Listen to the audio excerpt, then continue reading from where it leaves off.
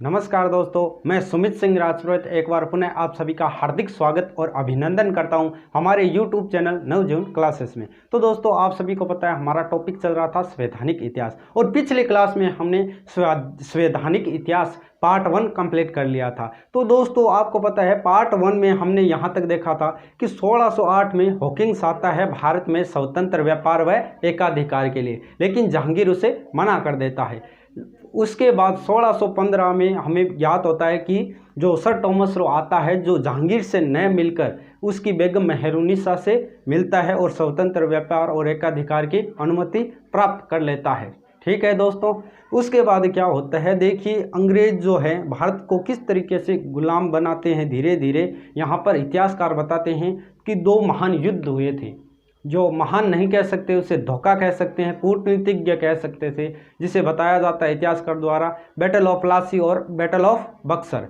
जो प्लासी का युद्ध हुआ था जो ये 23 जून 1757 को, और बक्सर का युद्ध हुआ था 22 अक्टूबर 1764 को। इनके बाद हम कह सकते हैं कि भारत अंग्रेज़ों के अधीन चला गया और भारत पर धीरे धीरे अंग्रेज़ों का राज होने लगा। तो देखिए दोस्तों, आज देखते हैं प्लासी का युद्ध।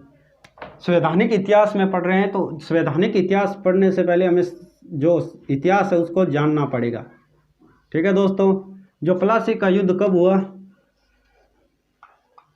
तारीख हमें मिलती है 23 जून 1757। ठीक है दोस्तों, 23 जून 1757 को प्लासी का युद्ध हुआ था। ये युद्ध किन के बीच हुआ था ये भी हम देखेंगे, देखते हैं। तो अंग्रेज, एक हमें मिलता है अंग्रेज और बंगाल के नवाब। ठीक है दोस्तों, तो अंग्रेज में कौन था? जो अंग्रेज में था क्लाइव नाम था उसका, क्लाइव। और जो बंगाल का नवाब था उसमें कौन था? सिराजुद्दौला। नाम सुना होगा आपने, सिराजुद्दौला बंगाल का उस समय नवाब था। और इसका एक सेनापति था, क्या था? सेनापति। उसका एक सेनापति था मीर जफर।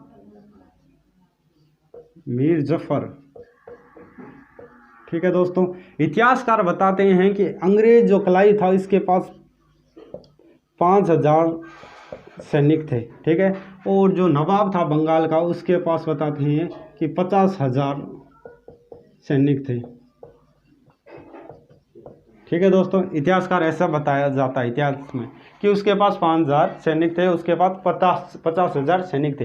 लेकिन क्या करता है ये क्लाइव, क्या करता है, संदेश भिजवाता है अपनी जो महारानी होती है ब्रिटेन की, उसे संदेश भिजवाता है कि महारानी महोदय की महारानी, अगर मैं नवाब सिराजुद्दौला से युद्ध कर रहा हूँ और मेरे पास क्या है, जो सैनिकों की संख्या है वो क्या है, कम है, तो आप ऐसा करें, सैनिकों की संख्या भिजवाने की कृपा करें। ऐसा कुछ एक संदेश भेजा था। लेकिन इतिहासकार बताते हैं कि जो महारानी थी जो ब्रिटेन की, उसने मना कर दिया सैनिकों को भिजवाने से। क्यों? क्योंकि महारानी ने स्पष्ट कह दिया कि, क्या कहा कि हमारा जो उस समय क्या था, फ्रांस के साथ युद्ध चल रहा है, क्लाइव हम आपके पास नहीं भेज सकते। क्या नहीं भेज सकते?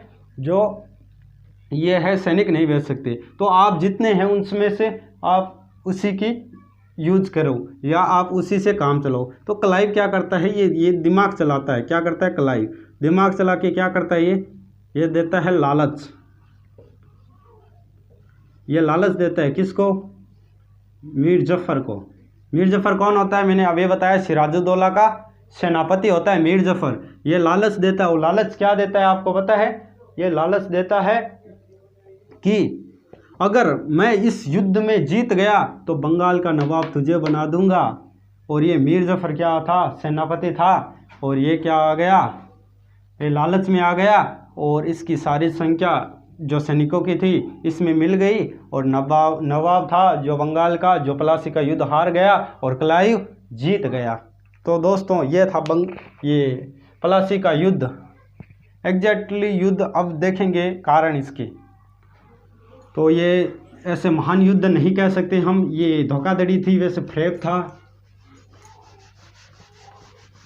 आपको प्लासी का युद्ध।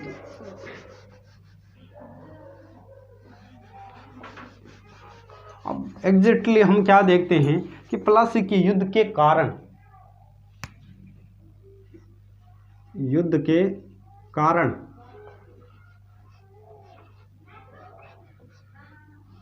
क्या हुए थे, प्लासी का युद्ध का कारण, यानी कारण जानते हैं हम कि भाई ऐसा क्या हुआ था कि प्लासी का युद्ध होना पड़ा। तो इसके लिए हमें ज्ञात है कि जो था, इस प्लासी के युद्ध के पीछे की घटना हमें देखनी पड़ेगी कि प्लासी के युद्ध के पीछे क्या हुआ था। तो 1707 में क्या हुआ था, औरंगजेब की मृत्यु हो गई थी।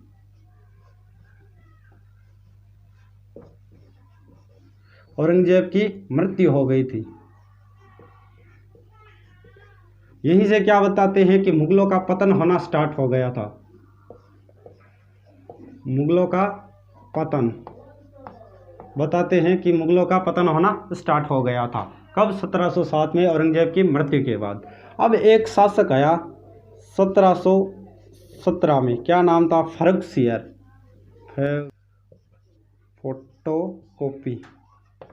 फोटोकॉपी करवा ली, किसकी? दस्तक पास की, और सारे व्यापार करने लगे। यानी ये भी एक धोखा था, चाल थी, क्योंकि उस समय इमेजिंग करें हमारा भारत की, इमेजिंग भारत,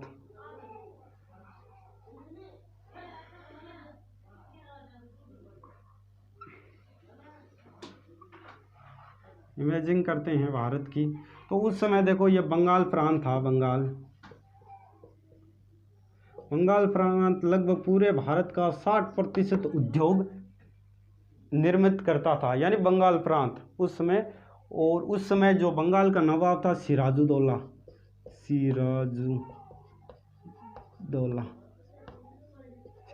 उस समय बंगाल का नवाब था। यानी पूरे भारत का, इमेजिन करते हैं, पूरे भारत का 60% उद्योग कौन करता था? निर्मित बंगाल करता था। इसलिए अंग्रेज व्यापार करने बंगाल ही को चुना। ठीक है दोस्तों, यहाँ तक समझ में आया होगा आपको।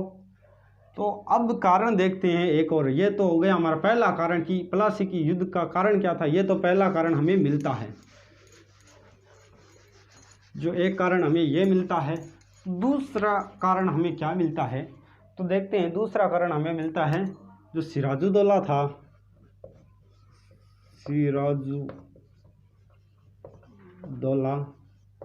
सिराजुद्दौला था,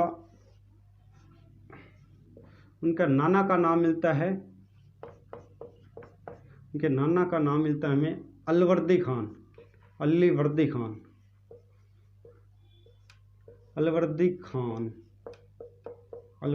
ठीक है। तो सिराजुद्दौला के जो नाना थे अलीवर्दी खान, उनके क्या थी? 3 पुत्रियां थी। क्या थी? 3 पुत्रियां थी। ठीक है। जो तीसरी पुत्री थी, उसका जो पुत्र था वो कौन था? सिराजुद्दौला। ठीक है। तो ये नाना अलीवर्दी खान था, सिराजुद्दौला का जो नाना था, इसकी अंतिम इच्छा क्या थी? इसकी अंतिम इच्छा यही थी कि मेरे मरने के बाद मेरी जो तीसरी पुत्री है, उसका जो पुत्र है सिराजुद्दौला, वही राजगद्दी पर बैठे, बंगाल का नवाब वही बने। तो इसलिए इसकी आखिरी इच्छा ये थी कि ये सिराजुद्दौला राजगद्दी पर बैठे। इसके लिए इसकी 2 जो मौसियाँ थी, 2 मौसियाँ, ये 3 बहनें थी, तो इसके लिए ये 2 मौसियाँ हो गई। इन 2 मौसियों ने क्या किया? इनका विरोध किया। किनका? सिराजुद्दौला का और नाना अलीवर्दी खां का, क्योंकि इनकी आखिरी इच्छा तो ये थी। तो इन 2 मौसियों ने विरोध किया। यानी यह भी एक, हम कह सकते हैं कि जो मौसी और भांजा का युद्ध छिड़ गया, यानी यह भी एक गृह युद्ध हो गया। तो ये मौसियाँ इसको सिराजुद्दौला को हटाना चाहती थी, यह भी अपने पुत्र को नवाब बनाना चाहती थी बंगाल का। ठीक है दोस्तों, एक कारण हमें यह भी मिलता है प्लासी के युद्ध का कारण, कि क्या हुआ था कारण। ठीक है दोस्तों, समझ में आया होगा। और एग्जिट कारण हम देखें कि ऐसा क्या हुआ था भाई कि प्लासी का युद्ध होना ही पड़ा। तो एग्जिट कारण भी हमें मिलता है। देखिए, बंगाल था उस समय, बंगाल उस समय प्रांत था। तो बंगाल में एक बाजार था, कासिम बाजार। कासिम बाज़ार, बंगाल का एक बाज़ार था कासिम बाज़ार, ठीक है। उसमें क्या था, जो उसमें क्या था, ये कासिम बाज़ार था, ये क्या था, कासिम बंगाल था उसमें। और कासिम बाज़ार में क्या था, फोर्ट विलियम नामक क्या था किला, फोर्ट विलियम नामक क्या था, किला था। जैसे मान लीजिए ये किला था, फोर्ट विलियम नामक किला था। ये अंग्रेज़ों ने क्या किया, जो बंगाल का कासिम बाज़ार था उसमें फोर्ट विलियम नामक क्या था, किला था। अंग्रेज़ों ने इस पर क्या कर दी, घेराबंदी कर दी चारों तरफ, ठीक है। क्या कर दी, घेराबंदी कर दी। किसको, नवाब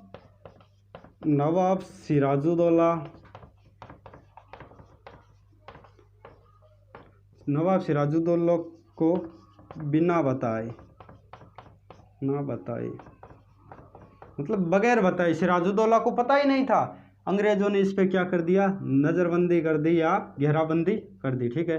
तब सिराजुद्दौला को पता चला कि भाई नज़रबंदी कर दी है अंग्रेज़ों ने, किस लिए की है, क्यों की है, तो देखते हैं। यहाँ तक समझ में आ गया होगा, नवाब ये नज़रबंदी कर दी थी, या हम कह सकते हैं किलाबंदी कर दी थी, किसने, अंग्रेज़ों ने।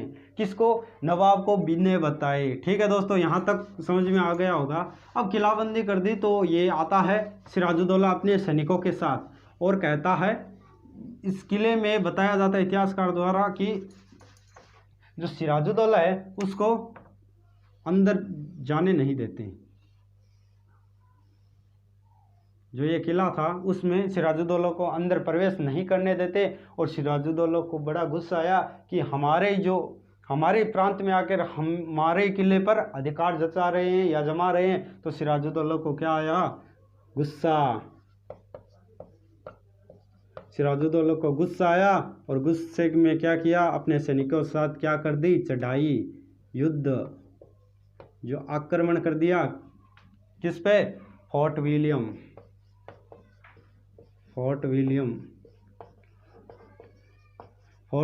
जो ये किला था इस पर क्या कर दी, आक्रमण कर दिया, चढ़ाई कर दी, किसने, नवाब सिराजुद्दौला ने। तो इतिहासकार यहाँ पर एक घटना बताते हैं आपको कि काल कोठरी घटना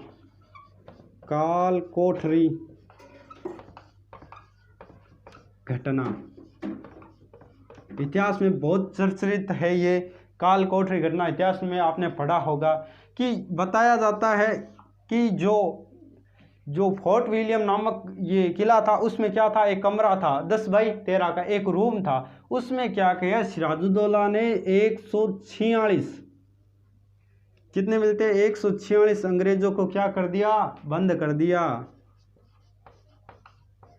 अंग्रेजों को बंद कर दिया किसमें, एक 10x13 के रूम के अंदर बंद कर दिया। किसने, बंगाल के नवाब सिराजुद्दौला ने। और उसमें से बताते हैं कि 123 अंग्रेज क्या हो गए, मृत्यु को प्राप्त हो गए।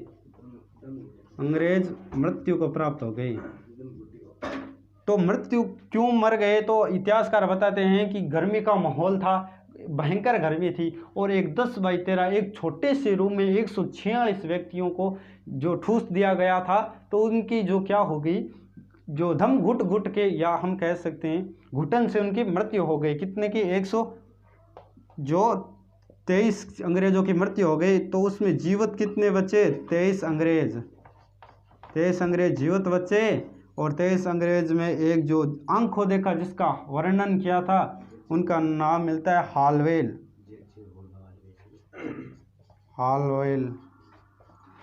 जिसने आंखें देखा वर्णन किया, हालवेल ने कहा भाई ऐसा अपने अंग्रेज़ों के साथ हुआ है, अपने भाइयों के साथ हुआ है। तो हालवेल क्या किया, हालवेल ने जाके क्लाइव को सूचना दी।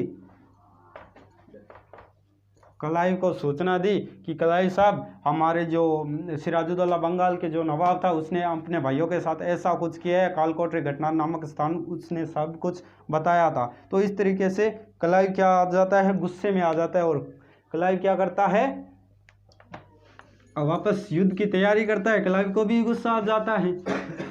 तो यहाँ पर भी हम देखते हैं कि क्लाइव क्या करता है। क्लाइव जाता है जनवरी 1757 में भिड़ंत होती है किसकी, क्लाइव वर्सेस नवाब की या सिराजुद्दौला की। सिराजुद्दौला की, ठीक है, क्लाइव व सिराजुद्दौला। लेकिन क्या होता है आपको पता है, मैंने पहले भी बताया था, क्लाइव के पास क्या थी, संख्या कम थी सैनिकों की, सिराजुद्दौला के पास संख्या बहुत ज़्यादा थी। तो यहाँ पर क्लाइव ने छोटा मोटा क्या हुआ, ये झगड़ा ही मान लीजिए, झगड़ा हुआ था छोटा मोटा, तो क्लाइव इस झगड़े में हार जाता है और सिराजुद्दौला जीत जाता है। तो सिराजुद्दौला की सबसे बड़ी गलती, नवाब सिराजुद्दौला की सबसे बड़ी गलती क्या होती है कि क्लाइव को क्या करता है, माफ कर देता है सिराजुद्दौला क्लाइव को। ठीक है, ये सबसे बड़ी, इतिहास में सबसे बड़ी गलती थी सिराजुद्दौला की, माफ़ कर देता है। ठीक है दोस्तों, उसके बाद हमें ज्ञात होता है कि फरवरी 1757 में, तो 1757 में क्या मिलता है हमें, जो फरवरी 1757 में क्या होता है, अलीनगर की संधि, अलीनगर की संधि होती है। ठीक है, क्योंकि ये सिराजुद्दौला ने माफ़ कर दिया था क्लाइव ने, लेकिन क्लाइव ने क्या किया कि संधि का प्रस्ताव भेजा कि हाँ भाई, हम तो मित्र बन चुके हैं और हम ये संधि कर लेते हैं। लेकिन ये क्लाइव यहाँ भी चालाक निकला। अब अलीनगर की संधि, जो नवाब सिराजुद्दौला आया नहीं था, तो इसका जो सेनापति था,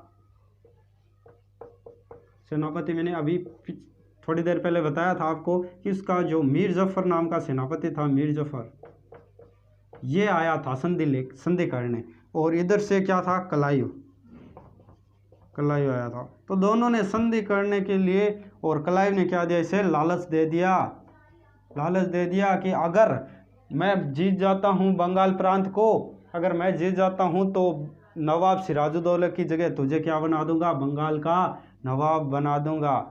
और मीर जफर क्या हो गया, लालच में आ गया, सेनापति था, लालच में आ गया, ये भी सोचने लगा, सम्राट के सपने सोचने लगा कि बंगाल का नवाब हम भी बनेंगे। तो ये लालच में आ गए, क्लाइव से मिल गया, और जो प्लासी का युद्ध था वो सिराजुद्दौला हार गया, अंग्रेज जीत गए। ठीक है दोस्तों, ये था प्लासी का युद्ध, हमें ज्ञात होता है। और इतिहास में एक और जो बताते हैं, बैटल ऑफ बक्सर का युद्ध। ठीक है दोस्तों, तो बताया जाता है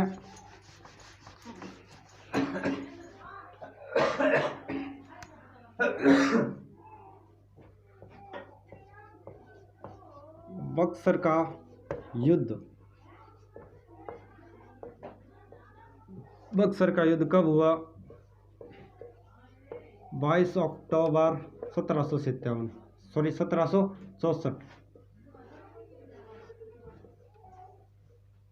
यह भी किन के बीच हुआ, जो हमें अंग्रेज था एक, क्या नाम मिलता है अंग्रेज का, इसमें एक अंग्रेज था हेक्टर मुनरो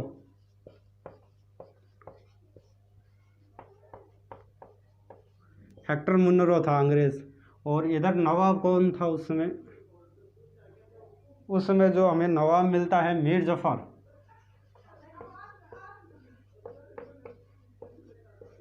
मीर जफर था, और एक अवध का था, अवध का एक शासक था। और हमें एक ज्ञात होता है जो एक मुगल था,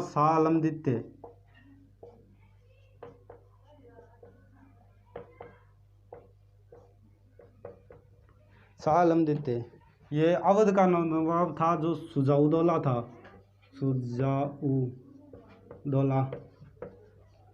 तो दोस्तों इन तीनों ने मिलकर क्या किया, अंग्रेजों पर आक्रमण किया, लेकिन हेक्टर मुनरो कूटनीति से ये जीत गया। और इसके बाद में इतिहासकार बताते हैं कि इन दो युद्धों के बाद में भारत पर अंग्रेज़ों का राज आधिपत्य होना स्टार्ट हो गया। अब दोस्तों अगले वीडियो में हम पढ़ेंगे कि 1773 का रेगुलेटिंग एक्ट किस प्रकार पारित होता है और क्या कंपनियों की जो दशा होती है उसमें, ईस्ट इंडिया कंपनी का व्यापार कैसा चलता है उसमें। अब इन दो युद्धों के बाद हम कह सकते हैं भारत गुलाम हो चुका था। तो दोस्तों आज का ये हमारा चैप्टर कैसा लगा, अगर बढ़िया लगा हो तो लाइक करें, शेयर करें, चैनल को सब्सक्राइब करें और अगले वीडियो का इंतज़ार करें। धन्यवाद।